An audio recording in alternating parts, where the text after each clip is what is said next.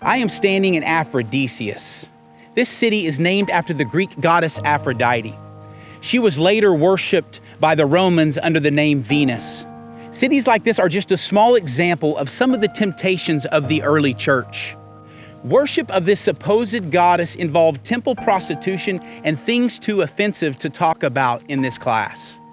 Pompeii is a Roman city in the 1st century that shows us a snapshot of Roman culture in the 1st century.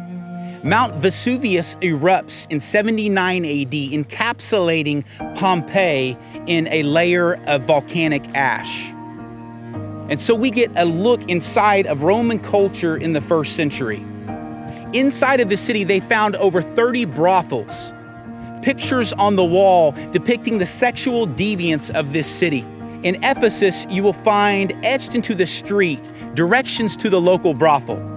On those paving stones, there is a picture of a woman, a heart, money, and a left foot. The left foot showing you which way to go to get to the brothel. Paul writes a letter to the city of Corinth, and in Corinth there is another temple of Aphrodite there. The historian Strabo tells us that there were 1,000 prostitutes at the temple there. Now, Strabo has been known to exaggerate, but the reality is this, that prostitution was undeniably rampant during the time of the early church. Etched in the bottoms of the shoes of these temple prostitutes in Corinth were the words epome, which translated means follow me. That means that everywhere these temple prostitutes walked, they left a path beckoning you to follow. I've often asked myself, were they tempted like we are today? But after understanding the 1st century and all that was going on, the early church was bombarded with temptation. It was the social norm to worship the goddess Aphrodite in this way. And you were even looked down upon if you did not worship their supposed goddess in this way. Now the words of Paul to the Corinthians makes much more sense. We're talking about a letter that is written to a community where the temple of Aphrodite is always overshadowing that city. A city in which Paul plants a church. And this is a letter he writes to that church.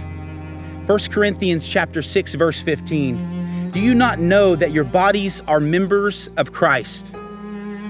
Shall I then take members of Christ and make them members of a harlot? Certainly not. There is nothing new under the sun. The enemy of our soul is still saying epome, follow me. Follow me wherever your evil heart desires. The reality is we are also bombarded with temptations on billboards, on magazine covers, and by this phone that we hold in our hands. Maybe it's not a temple prostitute grabbing you by the hands, but what is in your hands? An avenue down any path that your evil heart desires. You see, the enemy's tactics have not changed. There is nothing new under the sun. He still seeks to kill, steal, and destroy. You know, Aphrodite is no longer venerated in temples, but she is worshipped in the hearts of people all over our world. The challenge is still the same, to refuse the enemy's hand, to understand his tactics. The beauty is this, that Jesus is also saying, follow me. He speaks to Matthew at a tax table, and he says, follow me. And Matthew leaves his tax table, his vocation, and he follows Jesus. He lets it all go. Jesus walks the shores of the Galilee, and he says to Peter and Andrew as they're fishing, leave your nets, follow me, and I will make you fishers of men. Peter and Andrew, they leave it all, and they embark on a journey with Jesus, which changes their life and the entire course of history. You see, Jesus says, take up your cross and follow me, and I will make you fishers of men. Take up your cross and follow me. You have a choice today.